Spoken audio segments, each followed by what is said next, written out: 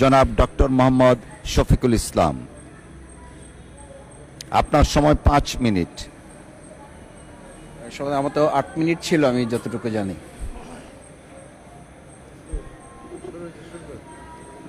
আসসালামু আলাইকুম। মাননীয় স্পিকার, আপনাকে ধন্যবাদ। আজকে আমি মহান আল্লাহর দরবারে শুকরিয়া আদায় করি এবং আমার প্রিয় পটুয়াখালী 112 বাউফল 2 আসনের যারা নির্যাতন, নির্মম এবং হামলা মামলার শিকার হয়েও ভয়কে জয় করে ন্যায় এবং ইনসাফের প্রতীকে ভোট দিয়ে তারা আমাকে বিজয় করে এখানে কথা বলার সুযোগ করে দিয়েছে। মাননীয় স্পিকার, আপনি জানেন আজকে আমরা যখন এখানে দাঁড়িয়ে কথা বলি তখন আমাদেরকে এটা ভাবতে হচ্ছে যে আমরা কথা বলতে গিয়ে আবার বিগত 17 বছরের কোনো একটা বৈষম্যের মধ্যে পড়ে যাচ্ছি কিনা। কিন্তু আমাদেরকে এটা ভাবতে হচ্ছে আমরা যখন এখানে দাঁড়িয়ে কথা বলছি, আমাদের কথা বলার সময় শহীদ শরীফ ওসমান হাদি ইনসাফের পক্ষে কথা বলার সময় বলেছিল, আমার প্রতি যে জুলুম করবে আমি তার সাথেও ইনসাফ করতে চাই। আমরা লক্ষ্য করেছি এই সরকার প্রতিষ্ঠিত হওয়ার পর শরীফ ওসমান হাদির ব্যাপারে তার বিচারে কতটুকু কার্যকারিতা নিয়ে এসেছে তা আমরা এখন পর্যন্ত জানতে পারিনি। আমার মনে হয় আমরা সংবিধান নিয়ে ঘাটাঘাটি করতে করতে যদি সংবিধানই আমাদের রক্ষা করতে পারত, তাহলে সংবিধান আমাদেরকে বলে দিত যে আমাদের সেদিন বালু ট্রাক সরানোর ক্ষেত্রে সংবিধানের পৃষ্ঠা আমাদেরকে খুঁজতে হতো। সংবিধান যদি আমাদেরকে রক্ষা করতে পারত, তাহলে 72-এর সংবিধানের আলোকে আজকে আমাদের এখানে থাকার কথা না। আমি শফিকুল ইসলাম মাসুদ, আমার এখন জেলখানায় থাকার কথা। সংবিধান যদি মানতে হতো, তাহলে আমাদের মাননীয় প্রধানমন্ত্রী বাংলাদেশে থাকার কথা না, ওনার দেশের বাইরে থাকার কথা। সংবিধান মানতে হলে বর্তমান স্বরাষ্ট্রমন্ত্রীর এখন দেশের বাইরে থাকার কথা ছিল।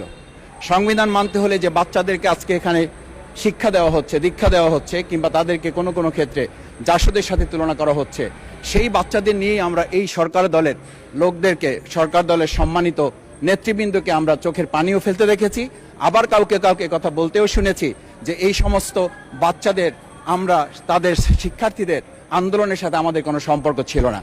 আমরা খুব লজ্জিত হই মাননীয় স্পিকার, আমাদের এই বর্তমান সময়ে আমরা যদি এটা খেয়াল করি যে আমাদের বাংলাদেশের এই বর্তমান প্রেক্ষাপটটা নতুন করে এখন যে গণভোটের যে আজকে ন্যায্যতা অন্যায্যতা, সাংবিধানিক পৃষ্ঠা, লাইন, অক্ষর, দাড়ি কমা আমাদেরকে শেখানোর চেষ্টা করা হচ্ছে, যদি সেটা হতো তাহলে বাংলাদেশ জাতীয়তাবাদী দলের সম্মানিত মহাসচিব তিনি কয়েক হাজার পুলিশের বেষ্টনীর মাঝখানে একা একটা মোবাইল নিয়ে তাকে আমরা দাঁড়িয়ে থাকতে দেখেছি, তখন সংবিধান আমাদেরকে রক্ষা করতে পারে নাই।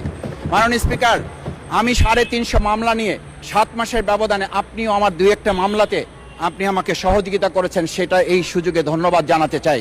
আমার 350 মামলা জামিন করতে 7 মাস সময় লেগেছে, আমার বের হতে সময় লেগেছে 4.5 বছর। আমি সেই 4.5 বছরে 3 বার রিয়ারেস্ট হয়ে 2 বার গুম হয়েছি।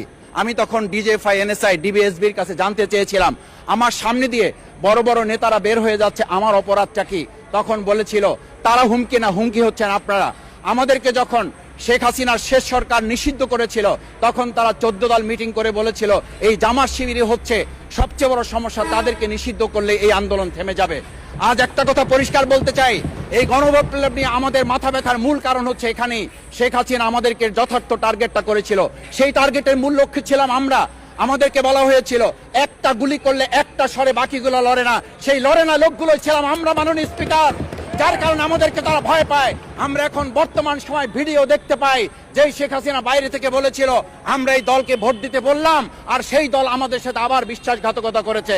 আমরা সেই শেখ হাসিনার বক্তব্য শোনার পর আমরা কাউকে আজকে এখানে বলতে শুনে নাই শেখ হাসিনার ওই বক্তব্য সঠিক নয়। এই মানুষ প্রতারিত হয়েছে, বেইমানি করা হয়েছে। আবার যদি গণভোট, জুলাই সনদ নিয়ে এই জাতির সাথে প্রতারণা করা হয়, তাহলে মূল্য দিতে হবে শুধু নয়, আবার আমাদেরকে 17 বছরের সেই জেল জুলুম, নিপীড়ন, গুম খুনের জায়গায় আমাদেরকে ফিরে যেতে হবে। আমি মনে করি পরিষ্কার বক্তব্য, গণভোটের প্রতি সমর্থন না জানিয়ে জুলাই সনদকে যদি আজকে ইগনোর করা হয়, তাহলে আমাদেরকে কিন্তু আবার সেই গুম খুনের আয়নাঘরের দিকে আমাদেরকে ধাবিত করা হবে। আমি মনে করি গণভোটের বিরোধিতা করার অর্থ হচ্ছে আমরা আয়নাঘরকে সমর্থন করতে চাই। গণভোটের বিরোধিতা করা মানে হচ্ছে 70% মানুষকে আমরা অন্যায্যভাবে তাদেরকে আবার ধিক্কার জানাতে চাই। আমি এখানে স্পষ্ট বলতে চাই, আপনারা যেমন 51% সমর্থন নিয়েছেন, 70% প্রায় জনগণ কিন্তু গণবিপ্লবের, গণভোটের পক্ষে তারা রায় দিয়েছে। আপনাদের চেয়ে সেই 51%-এর তুলনায় সেই 70% প্রায় গণভোটকে যদি আপনারা ইগনোর করেন, তাহলে আমি বলবো আমার বাউফল, আমার পটুয়াখালী শুধু নয়, গোটা বাংলাদেশ আবার জেগে উঠে এই গণভোটকে তারা কার্যকর করতে।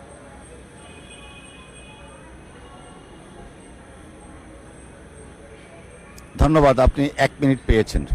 স্পিকার, আমি পরিষ্কার এই কথাটা এই জন্য বলছি, আজকে সংবিধানের লাইন ধরে ধরে যদি আমাদেরকে এই কথা জানতে হতো, তাহলে আমাদের নেতৃবৃন্দকে ফাঁসির মঞ্চে যেতে হতো না। আমার মতো ছোট মানুষের কাছে সে সময় ডিজিএফআর কাছে প্রস্তাব এসেছিল, আপনারা কি চান, মন্ত্রিত্ব চান, দেশ পরিচালনা চান, সবকিছু দেওয়া হবে, শুধু শেখ হাসিনার নীতিতে আপনারা আসেন। সেই নীতি তো ছিল 72-এর সংবিধান, সেই নীতি নিয়ে আজকে কেন এখানে এত কথা বলা হচ্ছে? আমরা পরিষ্কার জানি, আমরা যদি সেই 72-এর সংবিধানকে ভালোবাসি, তাহলে এখানকার নেতৃবৃন্দ এবং মরহুমা বেগম খালেদা জিয়া নিজে বলেছিল, আমরা সুযোগ পেলে এই সংবিধানকে আমরা ছুঁড়ে ফেলে দেব। সেই সংবিধানের প্রতি আজকে বর্তমান সরকারি দলের কেন এত প্রেম জাগ্রত হয়েছে, এটা বাংলাদেশের মানুষের জানার অধিকার আছে। আমি আমার প্রিয় বাউফলের মানুষের প্রতি ভালোবাসা, শ্রদ্ধা জানাই। যেই বাউফলবাসী আমার দাবি আদায়ের জন্য, আমার এলাকার মানুষের অধিকার আদায়ের জন্য এখানে দিয়েছে, আমি সেই অধিকার। ধন্যবাদ মাননীয় সদস্য। এই পর্যায়ে আলোচনায় অংশগ্রহণ করবেন খুলনা 4 আসন থেকে নির্বাচিত মাননীয় সংসদ সদস্য